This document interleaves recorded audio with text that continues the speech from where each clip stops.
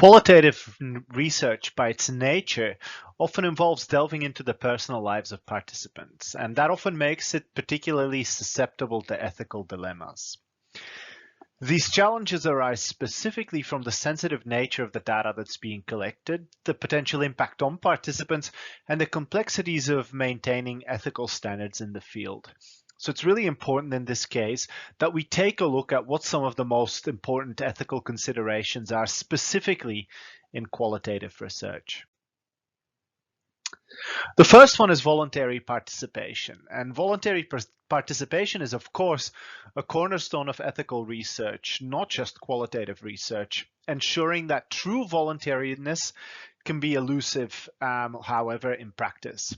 Because participants may feel pressured to participate because they're potentially receiving benefits, or there's certain social obligations to participate, or there's a desire to contribute to the research. For instance, in medical research, which we've explored before, participants may be motivated by the hopes of personal gain. For example, the access to experimental treatments or an early diagnosis, especially, for example, in rare diseases where these treatments may be much more difficult to get to. In educational settings, students may feel compelled to participate in surveys or interviews to avoid certain negative consequences. For example, imagine that you would think that in some way you would be able to be identified from a student feedback survey, for example, based on the response you write.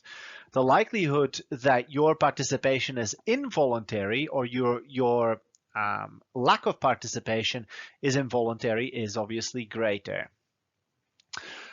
Students may also feel compelled to participate in surveys or interviews to maintain a positive relationship with their instructors. Let's take an example. For example, there could be some sort of coercion to participate in, for example, school sports.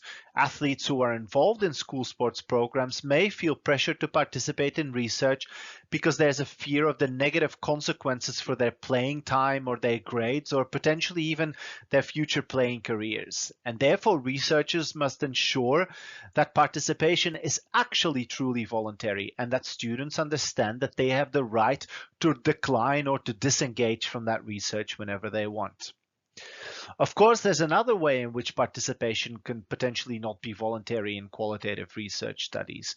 It's common because it requires a lot of effort from the participant to engage in qualitative research studies, that incentives are provided, such as monetary rewards or prizes, and that can create an undue pressure to participate, especially for those for which, for example, the monetary reward can be substantial.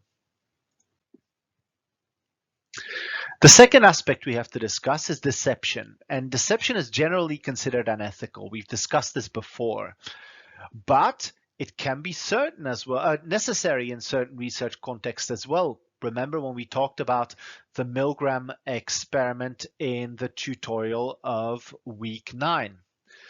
Researchers may need to conceal their identity or the true purpose of the study to avoid influencing participant behavior or responses. In that case, we also sometimes refer to that as blinding. However, blinding and deception is not always the same, of course. For example, in observational studies, revealing the researcher's presence can alter the natural dynamics of the observed situation. When I know I'm being watched, I might change my behavior. This is often the case in, for example, ethnographic studies, which are very common in qualitative research methods, where the researchers embed themselves in the social context in which they observe particular behaviors, write that down in field notes, etc. And therefore, deception raises questions about participants' autonomy and their informed consent. So, for example, let's say that researchers intentionally mislead participants about the true purpose of a study to avoid them influencing behaviors or responses. Like, for example, in a study that looks at the effects of exercise on mood, and disguising that study actually as a study on opinions about exercise so that it prevents participants from responding wishfully to the interviewers or the observers. Another one of the most fundamental ethical principles in research is, of course, to avoid causing harm to participants. And that includes both physical and psychological harm. And qualitative research, which often involves discussing sensitive topics or even reliving traumatic experiences, therefore poses significant risks to participants. And researchers should always be mindful of the potential for emotional distress, and therefore they should take steps to mitigate harm. And therefore, informed consent is, of course, a crucial tool in this regard, with the emphasis on informed. Participants should understand what the potential risks are of participating and what the potential benefits are of participating. And those risks, of course, should be clear and detailed and include the possibility of psychological discomfort. Studies that investigate, for example, performance anxiety in athletes can trigger emotional distress in these same participants. And researchers must therefore be prepared to also provide or offer counseling or support services to participants who may experience negative psychological effects. Fourth is anonymity and confidentiality, and those are, of course, essential for protecting participant privacy. For example, when you agree to participate in a social media poll or whatever, your anonymity and confidentiality are, of course, not maintained. Right? Anonymity means that the researcher cannot link a specific response to a particular participant.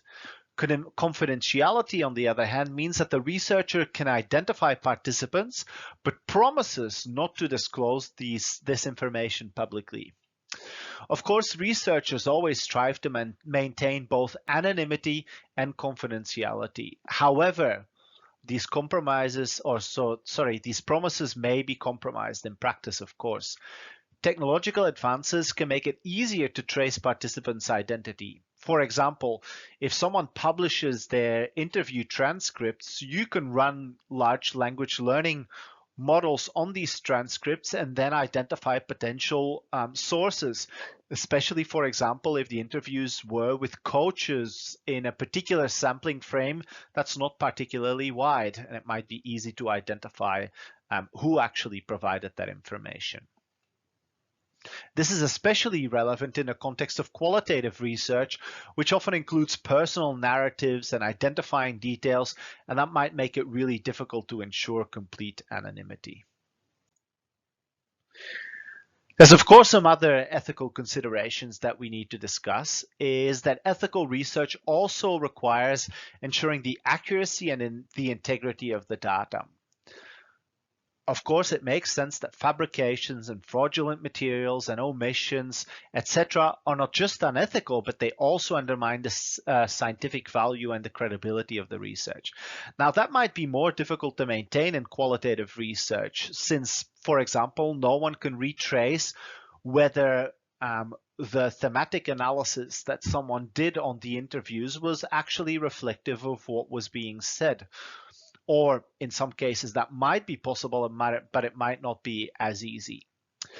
It is, however, important that researchers, just like in quantitative analysis, use rigorous methods to collect and analyze data as reproducible and transparent as possible. And that ensures that the findings are as valid and as reliable as we can get them.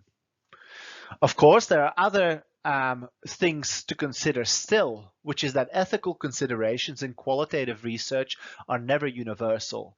It's not because certain ethical considerations are important in one group or in one study or in one particular narrative that they are also in others. Things like cultural norms and values and legal frameworks can make it significantly different to study different types of societies. For example, imagine interviewing criminals about the crimes that they've been not convicted but accused of versus interviewing criminals related to crimes they've already been convicted of. Right? You can already see how the perspectives of both of these criminals are going to be determined by the legal framework that surrounds it. So these cultural norms and these values make it really challenging to apply a single set of ethical standards to everyone. And therefore, researchers who do qualitative research should be really sensitive to the cultural differences that exist between people and also adapt their ethical practices accordingly. And this is called ethical relativism.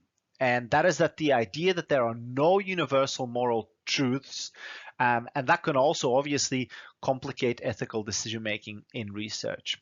And researchers should always strive to adhere to ethical principles, but they may encounter situations where conflicting cultural norms or values make it difficult to determine the most appropriate course of action.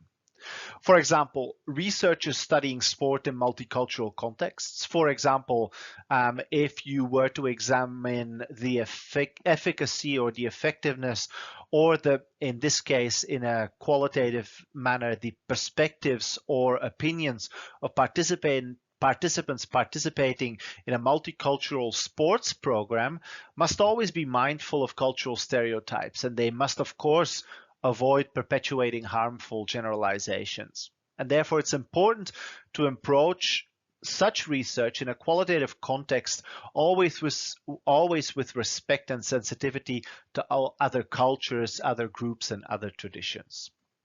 So in conclusion, with regards to ethics in qualitative research, we can consider that ethical dilemmas in qualitative research are very complex and they're multifaceted. And therefore, researchers must carefully consider the potential impact of their work on participants. They must balance competing ethical principles and always navigate the challenges of ensuring confidentiality, which ultimately protects participants from harm and maintains the data integrity.